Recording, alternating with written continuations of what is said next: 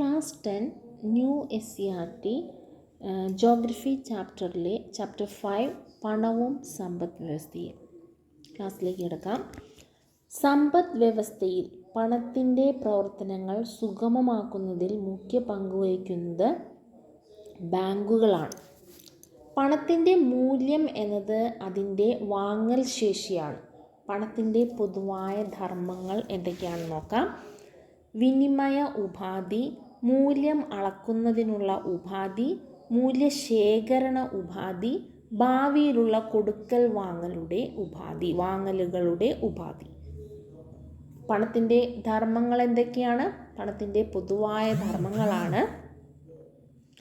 വിനിമയ ഉപാധി, മൂല്യം അളക്കുന്നതിനുള്ള ഉപാധി, മൂല്യശേഖരണ ഉപാധി, ഭാവിയിലുള്ള കൊടുക്കൽ വാങ്ങലുകളുടെ ഉപാധി. സമ്പദ് വ്യവസ്ഥയെ ചലിപ്പിക്കുന്നതും അതിൻ്റെ പ്രവർത്തനങ്ങളെ വേഗത്തിലാക്കുന്നതും പണമാണ്. സമ്പദ് വ്യവസ്ഥയിൽ ചെലവഴിക്കുന്ന ഓരോ കറൻസിയും എത്ര തവണ കൈമാറ്റം ചെയ്യപ്പെടുന്നു എന്നതിനനുസരിച്ച് സമ്പദ് വ്യവസ്ഥയിലെ ക്രയവിക്രയങ്ങളും വർദ്ധിക്കുന്നു.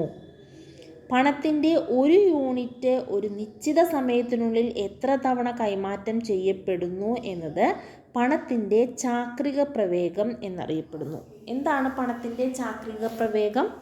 പണത്തിൻ്റെ ഒരു യൂണിറ്റ് ഒരു നിശ്ചിത സമയത്തിനുള്ളിൽ എത്ര തവണ കൈമാറ്റം ചെയ്യപ്പെടുന്നു എന്നതാണ് പണത്തിൻ്റെ ചാക്രിക പ്രവേഗം. പണത്തിൻ്റെ ചാക്രിക പ്രവേഗം കൂടുന്നത് സാമ്പത്തിക വളർച്ച ത്വരിതപ്പെടുത്തുന്നതിനെയും കുറയുന്നത് സാമ്പത്തിക വളർച്ച മന്ദീഭവിക്കുന്നതിനും കാരണമാകുന്നു.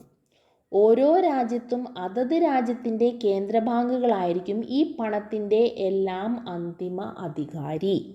ഇന്ത്യയുടെ കേന്ദ്ര ബാങ്ക് ഏതാണ്? RBI, reserve Bank of India. 1934 reserve Bank of India act പ്രകാരം 1935 ഏപ്രിൽ 1 കൊൽക്കത്തയിൽ സ്ഥാപിതമായ റിസർവ് ബാങ്കിൻ്റെ ആസ്ഥാനം 1937 മുംബൈയിലേക്ക് മാറ്റി. 1949 RBI ദേശസാൽക്കരിക്കപ്പെട്ടു.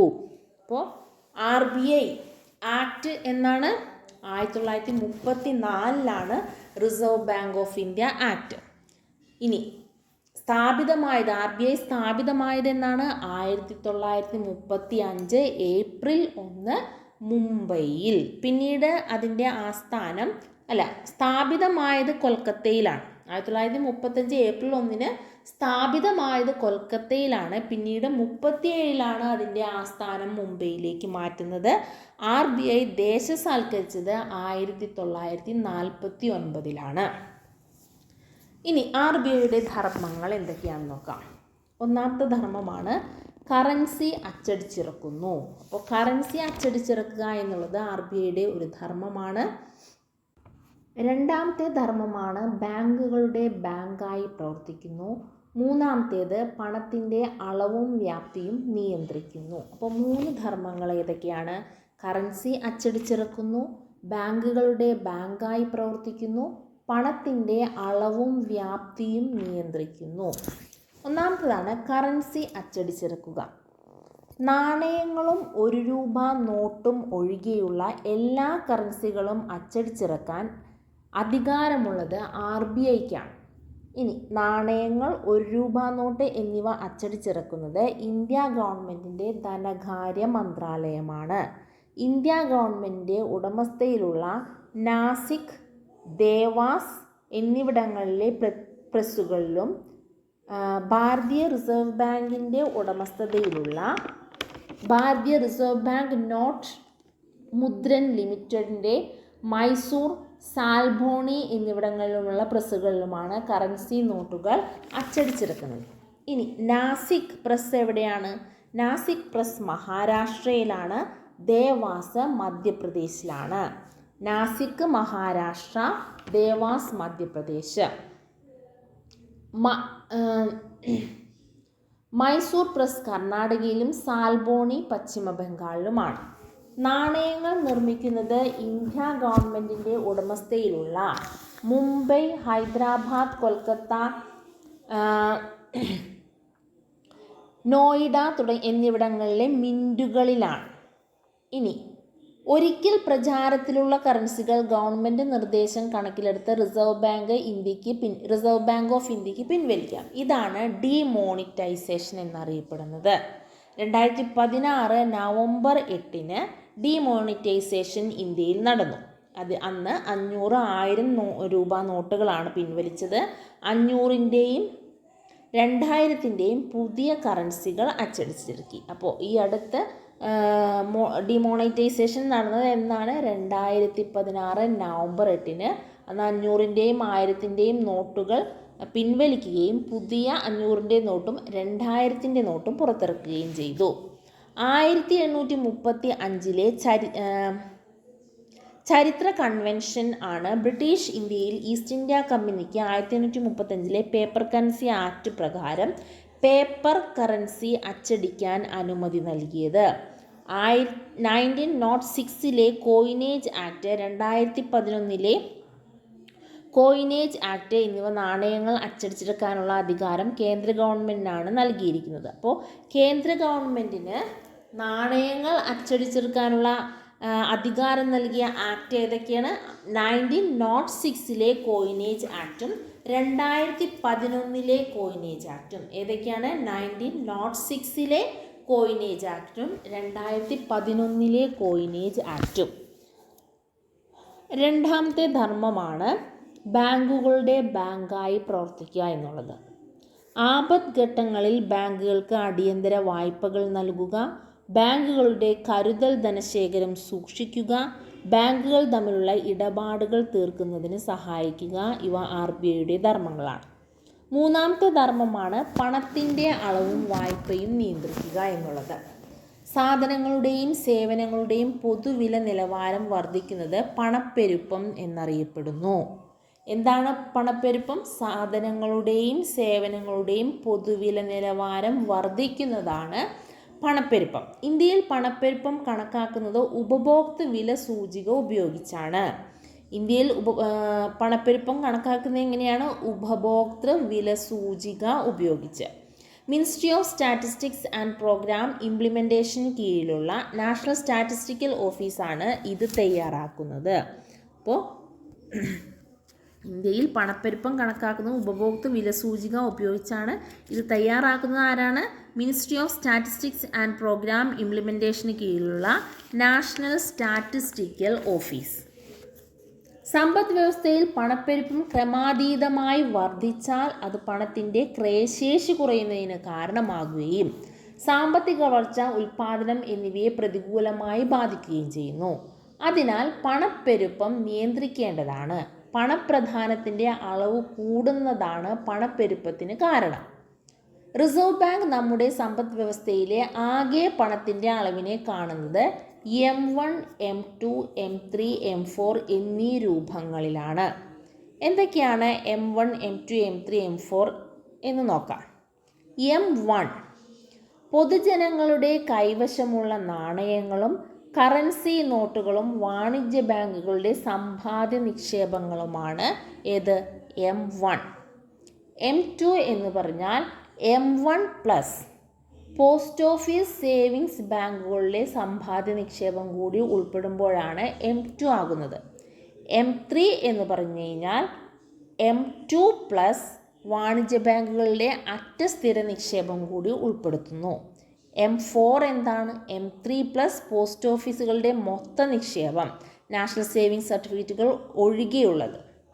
അപ്പോൾ ഇതൊക്കെയാണ് റിസർവ് ബാങ്ക് നമ്മുടെ സമ്പദ് വ്യവസ്ഥയിലെ ആകെ പണത്തിനെ അളവിനെ കണക്കാക്കുന്നതിനുള്ള സൂചകങ്ങൾ. ഒന്ന് M1, M2, M3, M4.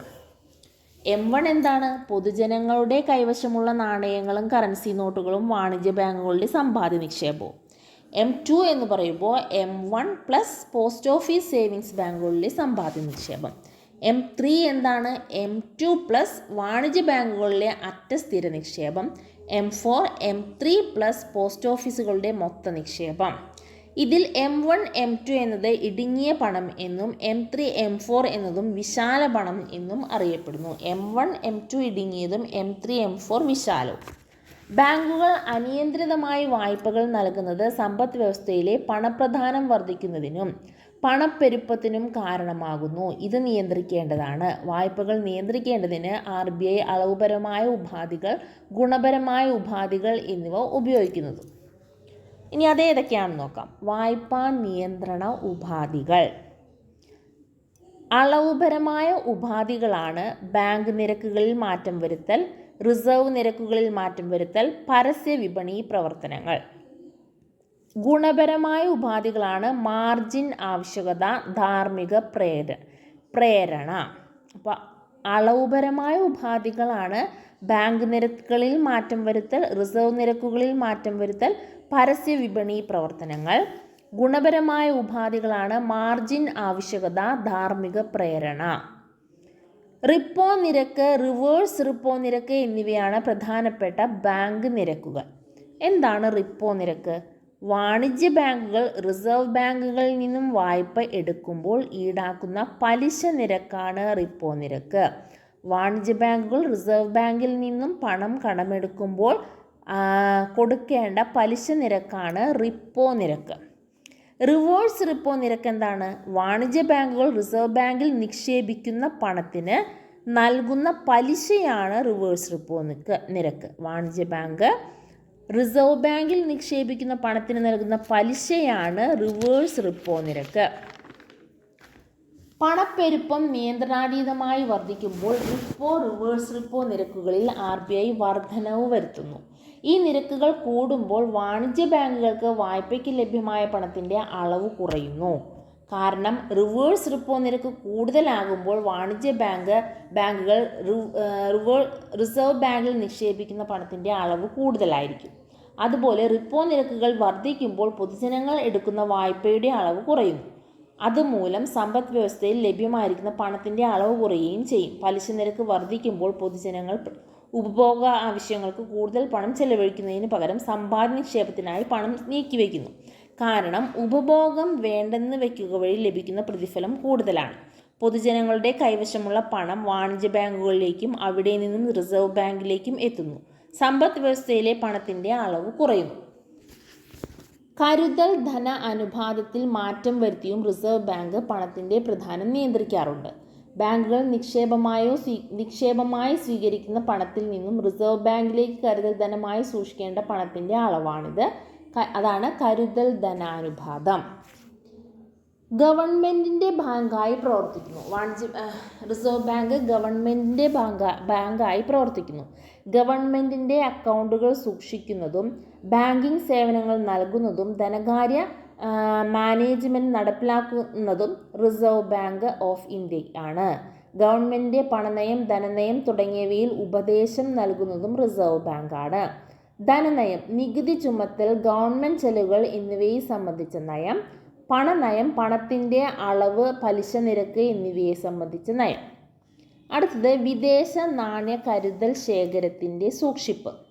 നമ്മുടെ സമ്പദ് വ്യവസ്ഥയിലെ വിദേശ നാണ്യ ശേഖരം എന്നത് വിദേശ കറൻസികൾ, സ്വർണ്ണ ശേഖരം എന്നിവയെല്ലാം ചേർന്നതാണ്. ഇതിൻ്റെ എല്ലാം കാവൽക്കാരൻ ആണ് RBI. അടുത്തത് റിപ്പോർട്ടുകളുടെ പ്രസിദ്ധീകരണം. ഇന്ത്യയിലെ ബാങ്കിംഗ് പ്രവണത, പണനയ റിപ്പോർട്ടുകൾ, ഉപഭോക്തൃ സർവേകൾ, RBI ബുള്ളറ്റിൻ, സ്റ്റാറ്റിസ്റ്റിക്കൽ സപ്ലിമെൻറ്റുകൾ തുടങ്ങി വിവിധ റിപ്പോർട്ടുകൾ RBI പ്രസിദ്ധീകരിക്കുന്നുണ്ട്. ബാങ്കുകൾ, ബാങ്കിതര ധനകാര്യ സ്ഥാപനങ്ങൾ ഏതൊക്കെയാണെന്ന് നോക്കാം. സമ്പദ് വ്യവസ്ഥയിലെ വ്യക്തികൾ, സംഘടനകൾ, വ്യാപാര സ്ഥാപനങ്ങൾ എന്നിങ്ങനെയുള്ളവർക്കെല്ലാം പണമിടപാടുമായി ബന്ധപ്പെട്ട സേവനങ്ങൾ നൽകുന്ന സ്ഥാപനങ്ങളാണ് ബാങ്കുകളും ബാങ്കിതര ധനകാര്യ സ്ഥാപനങ്ങളും. ബാങ്കുകളെ പൊതുവെ വാണിജ്യ ബാങ്കുകൾ, സഹകരണ ബാങ്കുകൾ എന്നിങ്ങനെ രണ്ട് തരത്തിൽപ്പെടുത്താം. വാണിജ്യ ബാങ്കുകളുടെ പ്രവർത്തനം നിയന്ത്രിക്കുന്നത് ഓഹരി ഉടമകളാണെങ്കിൽ സഹകരണ ബാങ്കുകളുടെ ഉടമസ്ഥാവകാശം നിക്ഷിപ്തമായിരിക്കുന്നത് സഹകരണ സംഘങ്ങളിലെ അംഗങ്ങൾക്കാണ്. കേരള ബാങ്ക് സഹകരണ സംഘത്തിന് ഉദാഹരണമാണ്. അപ്പോൾ വാണിജ്യ ബാങ്കുകളുടെ പ്രവർത്തനങ്ങൾ നിയന്ത്രിക്കുന്നത് ഓഹരി ഉടമകളാണെങ്കിൽ സഹകരണ ബാങ്കുകളുടെ ഉടമസ്ഥാവകാശം നിക്ഷിപ്തമായിരിക്കുന്ന സഹകരണ സംഘങ്ങളിലെ അംഗങ്ങൾക്കാണ്. വാണിജ്യ ബാങ്കുകൾ ബാങ്കിംഗ് സേവനങ്ങൾ നൽകാൻ RBIയുടെ അനുമതി ഉള്ളതും 1934 RBI ആക്ട് രണ്ടാം പട്ടികയിൽ ഉൾപ്പെട്ടിട്ടുള്ളവയുമായ ബാങ്കുകളാണ് ഏത്? വാണിജ്യ ബാങ്കുകൾ. പൊതുമേഖലാ ബാങ്കുകൾ, സ്വകാര്യ മേഖലാ ബാങ്കുകൾ, സ്മോൾ ഫിനാൻസ് ബാങ്കുകൾ, പേയ്മെൻറ്റ് ബാങ്കുകൾ, സ്പെഷ്യലൈസ്ഡ് ബാങ്കുകൾ, റീജിയണൽ റൂറൽ ബാങ്കുകൾ, വിദേശ ബാങ്ക് എന്നിവയെല്ലാം വാണിജ്യ ബാങ്കുകൾക്ക് ഉദാഹരണങ്ങളാണ്. 1990കളിലെ സാമ്പത്തിക പരിഷ്കരണത്തിന് ശേഷം ഇന്ത്യയിൽ പ്രവർത്തനം അനുമതി ലഭിച്ച വാണിജ്യ ബാങ്കുകൾ ന്യൂ ജനറേഷൻ ബാങ്കുകൾ എന്നറിയപ്പെടുന്നു. ഏതൊക്കെയാണ് ന്യൂ ജനറേഷൻ ബാങ്കുകൾ? Axis Bank, Mahindra Bank, Yes Bank, Indus Bank തുടങ്ങിയവയെല്ലാം ഇതിന് ഉദാഹരണങ്ങളാണ്. ന്യൂ ജനറേഷൻ ബാങ്കുകൾക്ക് ഉദാഹരണങ്ങളാണ് Axis Bank, Mahindra Bank, Yes Bank, Indus bank.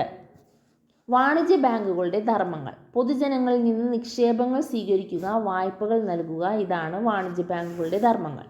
നിക്ഷേപങ്ങൾ സ്വീകരിക്കൽ: വിവിധതരം നിക്ഷേപ അക്കൗണ്ടുകളുണ്ട്. സമ്പാദ്യ നിക്ഷേപം കുറഞ്ഞ നിരക്കിലുള്ള പലിശയാണ്. കറണ്ട് നിക്ഷേപം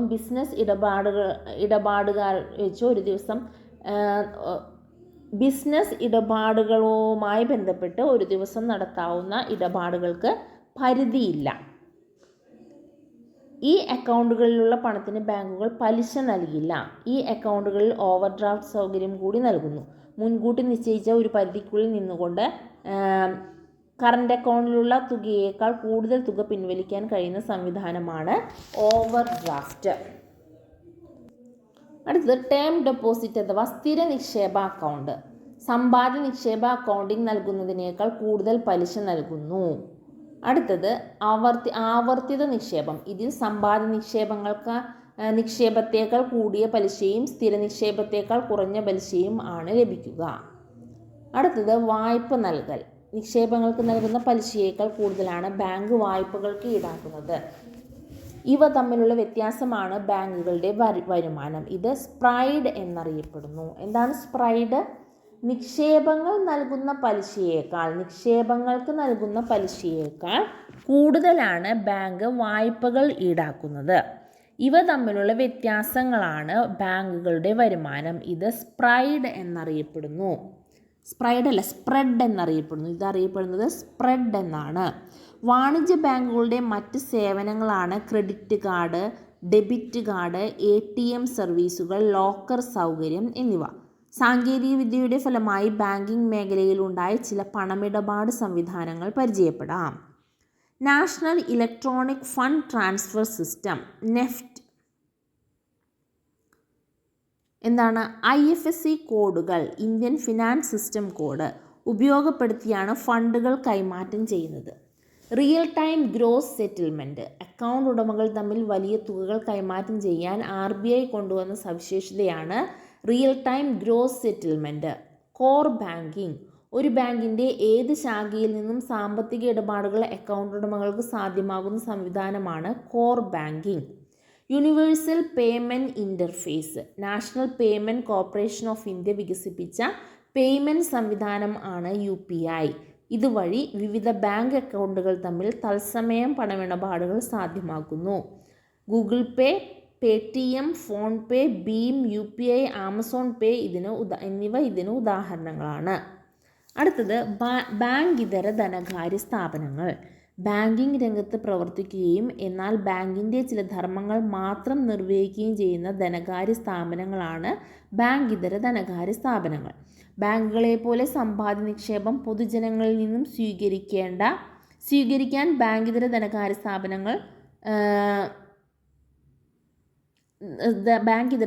സ്ഥാപനങ്ങൾക്കാവില്ല. ഇത്തരം സ്ഥാപനങ്ങളിൽ നിന്ന് ചെക്ക് ഉപയോഗിച്ച് പണം പിൻവലിക്കാനും കഴിയില്ല. ബാങ്ക് ഇതര ധനകാര്യ സ്ഥാപനങ്ങളെ നിയന്ത്രിക്കുന്നത് RBI, security and exchange board of India SEBI, insurance regulatory and development authority of India, national housing bank തുടങ്ങിയ സ്ഥാപനങ്ങളാണ്. ഇൻഷുറൻസ് കമ്പനികളാണ് LIC, GIC എന്നിവ. ഫണ്ട് സ്ഥാപനങ്ങളാണ് UTI. ബാങ്ക് ഇതര ധനകാര്യ കമ്പനികളാണ് KSFE. ഇൻഷുറൻസ് കമ്പനികളാണ് LIC, GIC. മ്യൂച്വൽ ഫണ്ട് സ്ഥാപനങ്ങളാണ് UTI. ഇന്ത്യയിലെ വായ്പാ സ്രോതസ്സുകൾ ഇവയെ ഔപചാരിക വായ്പാ സ്രോതസ്സുകൾ, അനൗപചാരിക വായ്പാ സ്രോതസ്സുകൾ എന്നിങ്ങനെ രണ്ടായി തിരിക്കാം. അതായത് ഇന്ത്യയിലെ വായ്പാ സ്രോതസ്സുകളെ ഔപചാരിക വായ്പാ സ്രോതസ്സുകൾ, അനൗപചാരിക വായ്പാ സ്രോതസ്സുകൾ എന്നിങ്ങനെ രണ്ടായി തിരിക്കാം. ഔപചാരിക വായ്പാ സ്രോതസ്സുകളാണ് ബാങ്കുകൾ, ബാങ്കിതര ധനകാര്യ സ്ഥാപനങ്ങൾ, സ്വാശ്രയ സംഘങ്ങൾ, മൈക്രോ ഫിനാൻസ് സ്ഥാപനങ്ങൾ. അനൗപചാരികമാണ് പ്രാദേശിക പണമിടപാടുകാർ, സുഹൃത്തുക്കൾ, ബന്ധുക്കൾ, മറ്റു മാർഗങ്ങൾ. വായ്പാ നിക്ഷേപ അനുപാതം ക്രെഡിറ്റ് ടു ഡെപ്പോസിറ്റ് റേഷ്യോ. ബാങ്കുകൾ തങ്ങൾക്ക് ലഭിച്ച നിക്ഷേപത്തിൻ്റെ എത്ര ഭാഗം വായ്പയായി നൽകിയെന്ന് സൂചിപ്പിക്കുന്നതാണ് വായ്പാ നിക്ഷേപ അനുപാതം. സാമ്പത്തിക ഉൾച്ചേർക്കൽ. പണത്തിൻ്റെയും സാമ്പത്തിക സ്ഥാപനങ്ങളുടെയും പ്രവർത്തനങ്ങളുടെ പ്രയോജനങ്ങൾ എല്ലാവരിലേക്കും എത്തിക്കുന്നതിന് രാജ്യം സ്വീകരിച്ച നടപടികൾ എന്തൊക്കെയാണ് എന്ന് സ്ഥിര സേവന സാധാരണക്കാർ, ബാങ്ക് സേവനങ്ങൾ സാധാരണക്കാർ, ഗ്രാമീണ മേഖലയിലെ ജനങ്ങൾ, അരികുവൽക്കരിക്കപ്പെട്ടവർ എന്നിവരിലേക്ക് എത്തിച്ചേരുമ്പോഴാണ് സാമ്പത്തിക ഉൾച്ചേർക്കൽ നടക്കുന്നത്. അപ്പം എന്താണ് സാമ്പത്തിക ഉൾച്ചേർക്കൽ? പണത്തിൻ്റെയും സാമ്പത്തിക സ്ഥാപനങ്ങളുടെയും പ്രവർത്തനങ്ങളുടെ പ്രയോജനങ്ങൾ എല്ലാവരിലേക്കും എത്തിക്കുന്നതിന് രാജ്യം സ്വീകരിക്കേണ്ട നടപടികൾ. ബാങ്കിങ് സേവനങ്ങൾ സാധാരണക്കാർ, ഗ്രാമീണ മേഖലയിലെ ജനങ്ങൾ, അരികുവൽക്കരിക്കപ്പെട്ടവർ എന്നറിയപ്പെടുന്നവരിലേക്ക് എത്തിച്ചേരുമ്പോഴാണ് വ്യാവസായിക ഉൾച്ചേർക്കൽ സാധ്യമാകുന്നത്. ബാങ്ക് ദേശസാൽക്കരണം. 1969 14 ബാങ്കുകളും 1980 6 ബാങ്കുകളും ദേശസാൽക്കരിക്കപ്പെട്ടു. 1964 14 ബാങ്കുകളും 1969 14 ബാങ്കുകളും 1980 6 ബാങ്കുകളും 19 4 ബാങ്കുകളും 80 6 ബാങ്കുകളും ദേശസാൽക്കരിക്കപ്പെട്ടു. 1969 1980 ലക്ഷ്യങ്ങൾ. ഗ്രാമീണ മേഖലയിലെ ബാങ്കിംഗ് സൗകര്യങ്ങൾ വികസിപ്പിക്കുക, കർഷകർക്ക് കുറഞ്ഞ നിരക്കിൽ വായ്പ നൽകുക, വായ്പയുടെ നീതിപൂർവമായ വിതരണം ഉറപ്പുവരുത്തുക, സാമ്പത്തിക ശക്തി ഏതാനും ജനങ്ങളിൽ കേന്ദ്രീകരിക്കുന്നത്. സഹകരണ ബാങ്കിംഗ് സംവിധാനങ്ങൾ ഗ്രാമീണ സമ്പദ് വ്യവസ്ഥയെ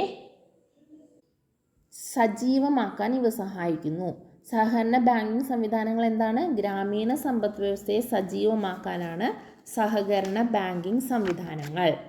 ഇനി ലക്ഷ്യങ്ങൾ. ഗ്രാമീണരിൽ സമ്പാദ്യശീലം വളർത്തുക, സ്വകാര്യ പണമിടപാടുകാരിൽ നിന്നും സാധാരണക്കാരെ രക്ഷപ്പെടുത്തുക, കർഷകർക്കും ചെറുകിട വ്യാപാരികൾക്കും കുറഞ്ഞ ചിലവിൽ വായ്പകൾ നൽകുക.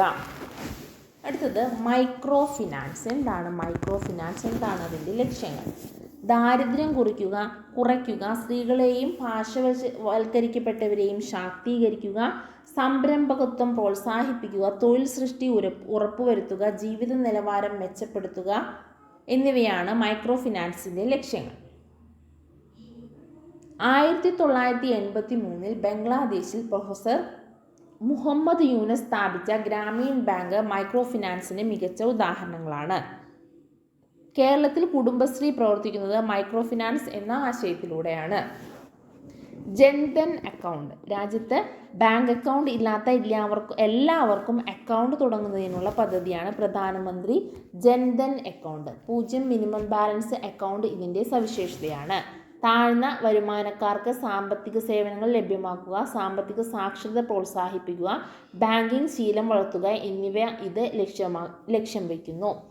പണരഹിത സമ്പദ് വ്യവസ്ഥയ്ക്ക് ഗവൺമെൻറ് പ്രോത്സാഹിപ്പിക്കുന്ന സംവിധാനങ്ങളാണ് ആധാർ അധിഷ്ഠിത പേയ്മെൻറ്റ് സംവിധാനം, e wallet, national finance switch എന്നിവ. കേരള ബാങ്കിൻ്റെ ചരിത്രം ആരംഭിക്കുന്നത് ശ്രീമൂലം തിരുനാൾ മഹാരാജാവിൻ്റെ 1914 തിരുവിതാംകൂർ സഹകരണ സംഘം നിയന്ത്രണങ്ങൾ അതിലൂടെയാണ്. 1915 തിരുവനന്തപുരം കേന്ദ്ര സഹകരണ ബാങ്കായി രജിസ്റ്റർ ചെയ്തത് മുതലാണ്. 1916 ജനുവരി 18 ബാങ്കായി പ്രവർത്തിച്ചു തുടങ്ങി. 1966 ജൂലൈയിൽ reserve Bank of India act പ്രകാരമുള്ള രണ്ടാം പട്ടികയിൽ ഉൾപ്പെട്ടു. 2019 കേരളത്തിലെ 13 ജില്ലാ സഹകരണ ബാങ്കുകൾ കേരള സംസ്ഥാന സഹകരണ ബാങ്കായി മാറുകയും കേരള സംസ്ഥാനത്തിൽ അറിയപ്പെടുകയും ചെയ്തു. ഈ കേന്ദ്ര ബാങ്ക് 23 ശാഖകളുമായി കേന്ദ്രത്തിലെ 14 ജില്ലകളിലും പ്രവർത്തിക്കുന്നുണ്ട്. കേരള ബാങ്ക് 823 ശാഖകളുമായി, 23 അല്ല, കേരള ബാങ്ക് 823 ശാഖകളുമായി കേരളത്തിലെ 14 ജില്ലകളിലും പ്രവർത്തിച്ചു വരുന്നു. ബാങ്കിൻ്റെ ഓഹരിയിൽ 40% കേരള ഗവൺമെൻറ്റിനും 30% ജില്ലാ സഹകരണ ബാങ്കിനും 30% മറ്റുള്ളവർക്കുമുള്ളവയാണ്. അപ്പോൾ ഇത്രയുമാണ് ജോഗ്രഫി 5ാമത്തെ ചാപ്റ്ററിൽ നമുക്ക് പഠിക്കാനുള്ളത്. അപ്പോൾ ഇതോടുകൂടി 10th പുതിയ പാഠപുസ്തകങ്ങളിൽ നിന്നുള്ള ചാപ്റ്റേഴ്സ് എല്ലാം നമ്മൾ കവർ ചെയ്ത് കഴിഞ്ഞു.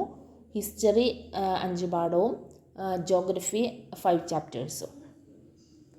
അടുത്ത ക്ലാസ്സിൽ പുതിയ SCERT ടെക്സ്റ്റ് ബുക്ക് 5ാം ക്ലാസ്സിലെ പാഠഭാഗങ്ങളായിരിക്കും നമ്മൾ ചർച്ച ചെയ്യുന്നത്.